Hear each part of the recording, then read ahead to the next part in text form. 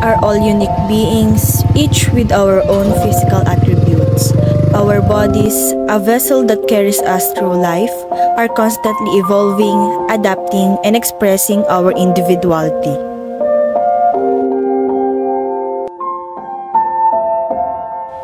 Our physical self is more than just skin deep. It's the embodiment of our genetic heritage, our lifestyle choices, and our experiences. It's how we present ourselves to the world and how we perceive ourselves internally.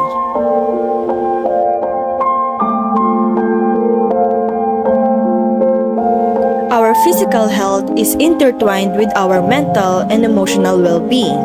Engaging in regular physical activity can boost our mood, reduce stress, and improve our overall quality of life.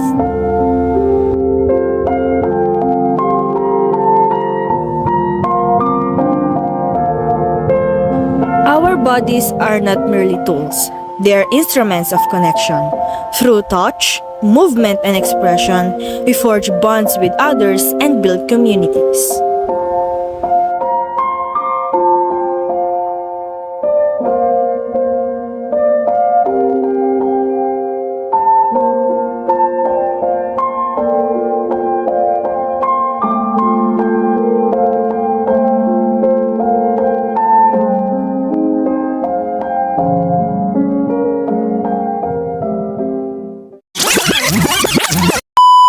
Hello po, I'm Nicholas Gimper Medilla from BSIE 107.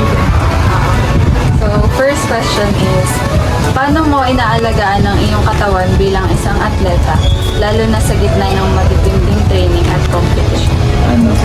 Pagka yung talagang ramdam mong bibigay ng katawan mo, magpahinga ka, huwag mong ipipilit. Tapos ay saganang tulog, proper sleeping habits, dapat meron pa yan. Kasi pagka wala kayong matinong pahinga, hindi kakayanin ng katawan ninyo. Tsaka kumain ng ayos. Kasi yan ang nagbibigay ng nutrition sa ating katawan. So pagka hindi kayo kumain ng ayos, wala, bibigay din talaga ang katawan nyo. Yun, nasa habits lang talaga. So, second is, ano ang pinakamalaking pagbabago na naranasan mo sa iyong physical na anyo mula nung nagsimula kang mag-training bilang atleta? Physically, siguro yun sa hulma ng katawan na lang din siguro. Kasi siguro isa yun sa talagang noticeable bilang athlete. Kapag nakikita nilang nagte-training ka, may nagbabago talaga sa'yo. Basta may nagbabago sa hulma ng katawan mo. Yun. Next. Anong bahagi ng iyong katawan ang pinakamahalaga sa iyong performance bilang atleta? At paano mo ito pinapalakas o pinangangalagaan? Dahil ang sports ko ay siguro buong katawan, pero kung talagang yung ginagamit ko talaga, braso tsaka paa. Kasi ang sports ko ay taekwondo, so yun ang pinaka nag-work talaga sa akin. Paano ko siya pinalalakas? Hindi nagdadaya sa drills. Yun. Huwag kayo magdadaya sa drills kasi pagka nagdaya kayo, hindi kayo lalakas. Hindi masasaktan ng katawan ninyo, hindi siya magre-recover ng ayos at hindi siya lalakas. So, may pagkakataon ba na nahirapan kang i-accept ang physical na limitasyon mo bilang atleta? Paano mo ito nalampasan? Oo, meron. Kasi dati, kung hindi nyo alam, malaki akong tao. Basta, mataba akong tao. Eh, sa sports ko kasi, kailangan mabilis ka, tsaka maliksi. Eh, syempre, dahil nga mataba ako, kahit nasabihin mabilis, nandun pa din yung, siguro may mas mabilis pa din, kahit sa iyo, kahit pa paano. Paano ko siya in-accept? Kumbaga, in-acknowledge ko yung problem na, ang problem ko dahil nga malaki ang build ko, di ang ginawa ko yung nag-lose ako ng weight. At yun, on the process naman, sunod-sunod na yun. Bibilis ka, liliksi, ganun. Sunod-sunod na yun. Paano naapektuhan ng pagiging atleta ang iyong kumpiyansa sa iyong physical na sarili sa loob at sa labas ng competition? Sa loob ng competition, kasi kapag naglalaro ka, pagka nagko-compete ka, hindi mo may iwasan ng prejudice ng tao. Pagka nakita nilang ang build mo ay, kunwari, nakita matangkad ka, kaya mapait ka, magkakaroon sila ng parang inside thought na, ay, mabilis to. Ganyan. So, yung parang nagkakaroon ng boost sa confidence pagka yung maayos ang iyong physical na katayuan. Sa labas naman ng competition, di yun, na-validation ko sa ibang tao na maganda ka to, maganda ka ganyan. Ganun.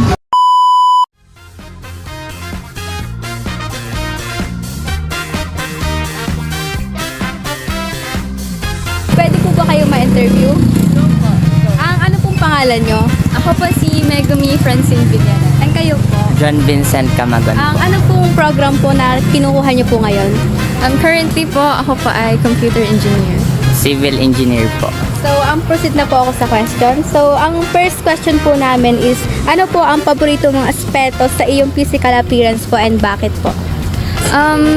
I think my favorite aspect sa appearance ko will be my eyes because personally, every time na tumitingin ako sa mirror, nakikita ko yung eyes ng father ko sa akin. And then, I really love him. So, yun, I think it's my favorite aspect. Yeah, thank you po. And kayo po, number 2 question po is, paano mo inalagaan ang iyong kalusugan at katawan araw-araw? Kapag nag-exercise ka, ganon, the way na nag-exercise ka araw-araw, halimbawa is umaga, mag-exercise ka, jogging lang, or kahit simple lang takbo sa umaga, yun ay para magiging way mo na yun para makapag-exercise at para mapangalagaan yung kalusugan mo. And kahit sa gabi, kahit simpleng paggawa ng mga chores sa mga gawing bahay, ayun ay way na rin kung paano maalaga ng iyong kalusugan. Pati once na nalaman mo yung halimbawa ang tinatawag nating self-worth, doon natin masasabi na doon mo napapangalagaan yung sarili mo. Kapag may self-worth ka, doon mo nakikita yung kahalagaan mo sa sarili mo at doon mo nakikita na mag-i-improve ka talaga. Okay po, thank you po, very well said. Number 3 pong question is, ano ang nararamdaman mo tungkol sa societal standard ng kagandahan at paano ito nakakapekto sa iyong pananaw sa sarili mo? Well, I personally think that hindi naman ganun nagkakalayo ang standards sa society natin and how does it affect me? Personally, I don't let it affect me. Instead, I embrace myself for who I am po. Ang next question po is, may bahagi ba ang iyong physical self na gusto mong baguhin o pagbutihin? Bakit? Siguro po kung may ipapabago man ako about my physical self is yung ilong ko. Kasi po, alam naman po natin na if you have a beautiful nose, matangos na ilong, some of the people na titingin sa iyo is ma-attract. Kasi malaking points na po kasi at advantage na yung pagiging matangos na ilong kapag matangos ang ilong mo parang mistiso ka ganon. Kaya po nakakadagdag yun sa appearance mo and advantage mo na yun na kapag tumitingin sa yung iba para mapupugian sila sa iyo, ayun, ilong. And ano po, so paano mo pinapalakas ang iyong self-confidence pagdating sa iyong physical na anyo? Pinapalakas ko po ang self-confidence ko with the use of motivational contents wherein they make you feel good about yourself po. Hello po, pwede po ba kayo ma-interview? Yes po. First po, ano pong name nyo? Just Soriano po. Ano pong course po yung tinitake niyo po ngayon? PSIT po. Sige po. Ito po yung ang question ko po sa inyo. Paano mo inalagaan ang iyong kalusugan at katawan araw-araw? First, syempre hindi ako nagpupuyat but hindi maiwasan since college student na nga. And also, weekdays, nag-gym ako. And also, kumakain din ako ng healthy foods. Yun lang. Sige po, thank you po. Salamat. Thank you. Hello po, pwede po ba kayo ma-interview? So, ano pong name nyo? My name is Kurt Lawrence Dirancap. Ano pong course po yung kinukuha nyo po sa ngayon? BS Civil Engineering po. So, ang question ko po sa inyo is, paano mo pinapalakas ang iyong self-confidence pagdating sa iyong physical na anyo? So, when we talk self-confidence, mahirap po talaga siyang parang mahirap i-improve. So, parang last year po, nakaraan na araw, nakaraang taon, nahihirapan po talaga ako sa self-confidence ko and mababa po talaga. Ang ginawa ko po para ma-improve ito, tumingin po ako dun sa mas nakakataas sa akin or mas nakakalamang pa sa akin. In terms of physical appearance, kumari, mas pogi sa akin, mas maganda katawan. Tumingin po talaga ako sa kanila as an inspiration. So from them po, kumuha po ako ng mga idea or mga parang yun nga inspiration para mas i-apply sa sarili ko. First po, ano pong name niyo po? My name is John Henry Bilab. And ano pong course po yung tinitake? My course is civil engineer. Wow! So, ito po yung question ko po sa inyo. Is, paano mo inalagaan ang iyong kalusugan at katawan araw-araw? Inaalagaan ko yung kalusugan ko sa pamagitan ng pagkain ng masusustansyang pagkain. Tapos sa katawan ko naman is lagi ako nag-exercise upang ma-maintain ko yung aking pangangatawan. Thank you po. Thank you so much po.